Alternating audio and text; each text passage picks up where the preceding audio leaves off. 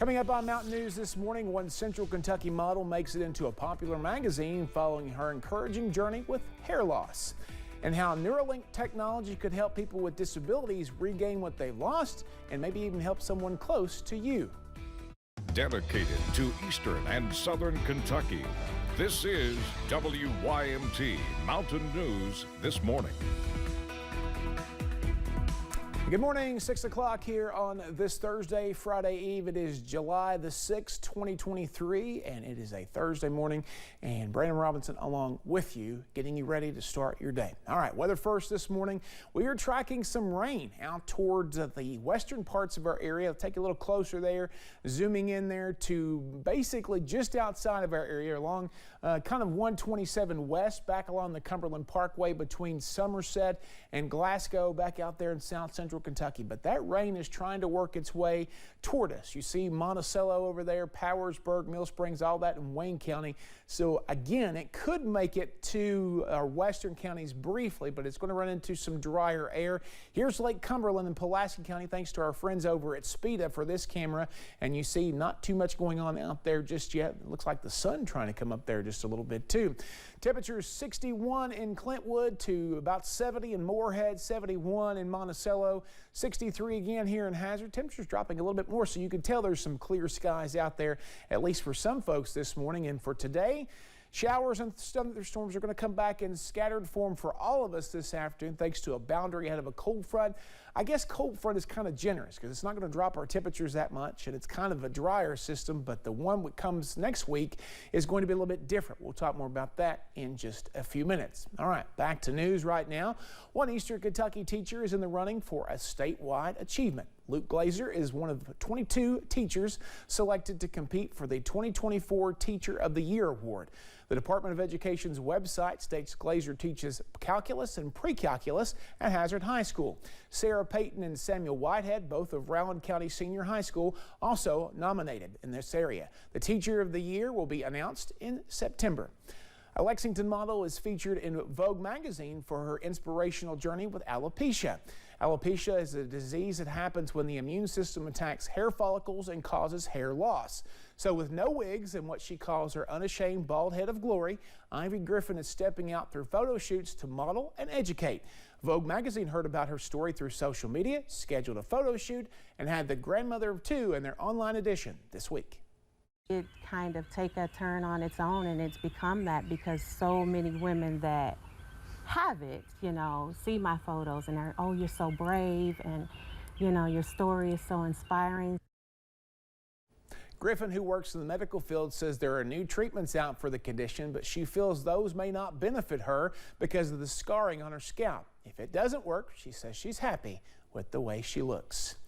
The Kentucky Department of Agriculture is celebrating an unusual livestock animal that is swiftly gaining traction here in the Commonwealth and how they impact the economy. WYMT's Jordan Mullins paid a visit to one farm to speak with an owner about how useful these animals are. The Kentucky Department of Agriculture announced July as Kentucky Alpaca Fleece and Fiber Month, as these animals have become an ever-growing piece of the state's economy and agriculture. There's over 200 farms and alpacas with alpacas on them in Kentucky, and with the need for diversity in agriculture in Kentucky, they're really bringing a piece of something new into the state. Lavender Springs Alpaca in Johnson County is one of more than 200 farms raising these alpacas across the state. The alpacas here are sheared once a year, and their fiber is used to make a vast array of goods. Fiber is really diverse. It can be used from everything from socks and scarves and shawls to insulation. These farms, whether small businesses or large operations, also have the opportunity to welcome folks in and bolster the economy through agricultural tourism. All these farms have different opportunities to really bring people into the state and to see all the changes that are happening in agriculture here. Educating folks about the more unusual side of the Commonwealth's livestock. There's a lot of things that are happening with this textile across the U.S. But here in Kentucky with these farms growing, it's really important to recognize it and to educate people about it. Celebrating farms and fleece, across the state. In Johnson County, Jordan Mullins, WYMT Mountain News. Cool story there. Lavender Springs alpaca owner Ashley Ossaway says folks are more than welcome to come by the farm during business hours and meet some of her animals to learn more about them.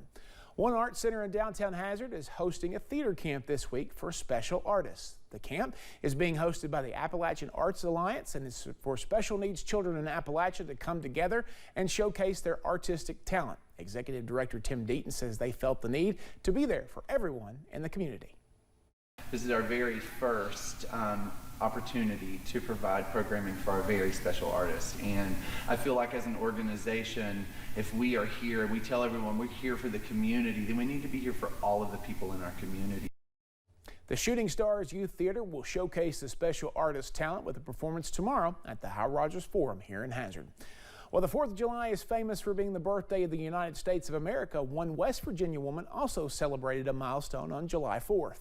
Myrtle Brab of Hinton celebrated her 105th birthday with a party and with her family and friends.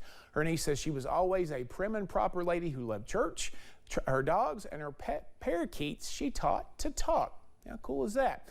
Could a brain chip in your smartphone be the keys to curing paralysis? Some scientists think so.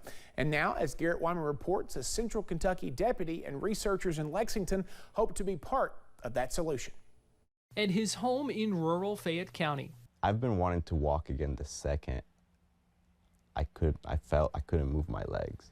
Jamie Morales often sits on his front porch. I've never had a dream where I'm in my chair. To think. Every dream I have up to this point, I'm always walking. I haven't had one yet in a wheelchair. So it sucks when you wake up, you know? But now with this, it's brought back so much hope. Hope because of this, the Neuralink One implant. At a launch event in 2019, co-founder Elon Musk laid out his vision. This I think has tremendous potential. Restoring control of a person's paralyzed body by using a brain chip. If you know somebody who's broken their neck or broken their spine, we can solve that with a chip. Neuralink says the FDA has okayed it to start human trials on its brain-computer interface. But it is really a revolutionary. Experts at the University of Kentucky say the technology is promising. Neuralink is not the first to come up with a brain-computer interface. Theirs uses a robot to implant a chip and connect threads to the brain. An external link communicates via Bluetooth with an iPhone app. We're talking really about completely bypassing the spinal cord.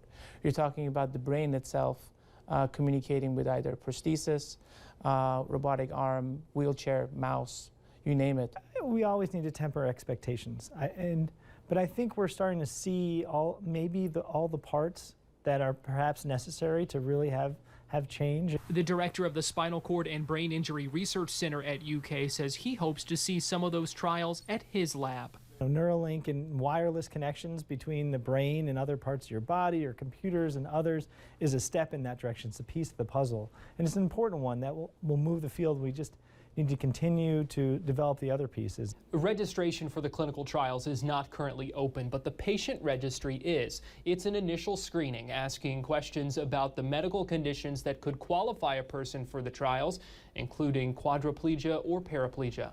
It's time we cure like spinal cord injury. Jamie Morales was paralyzed in 2018. Shots fired, Central, shots fired. EMS up to us now. He was a Scott County Sheriff's deputy trying to arrest a fugitive when he was hit by friendly fire. It came through, hit my rib, broke it, and then it bounced back in, and it collapsed my left lung. Morales says he signed up for the registry a while back. What's going on TikTok? Now he hopes his videos posted to social media will catch the attention of Musk and Neuralink and get him selected for trials. But I would like your help to get this video out there, make this viral. To the Marine and law enforcement veteran, it's just another way to serve and protect. The way I think of it is, you know, I've already lost so much. I mean, you know, I'm willing to put myself in that situation. Ambitions of helping, but for now, hoping. just thinking about it. It's As he can't stop dreaming about what someday could be. In Lexington, Garrett Weimer, WKYT. Now, Neuralink's trials in animals have come with some controversy. You can find all those details on this story on our website, WYMT.com. We've also reached out to Neuralink to learn more about the process for selecting trial volunteers. They did not respond to our request for comment.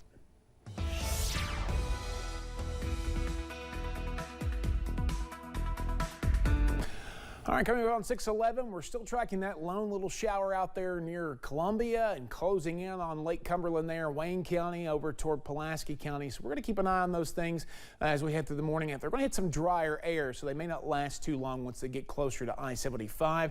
Whitesburg, foggy this morning, 65 down that way. Temperatures generally running in the 60s and low 70s out there this morning. 61 in Clintwood, 63 in Wise and Hazard, 70 Prestonsburg, Moorhead, Somerset rather, and Monticello is at 71 out there to start your day on this Thursday. First Alert weather app could come in handy a little bit later today, but for the most part, I think we stay dry and a little bit of sunshine mixed with some clouds early. Temperatures soar to the upper 80s by the time the storms get here, and that's going to cool us off pretty quickly as we head deeper into the afternoon.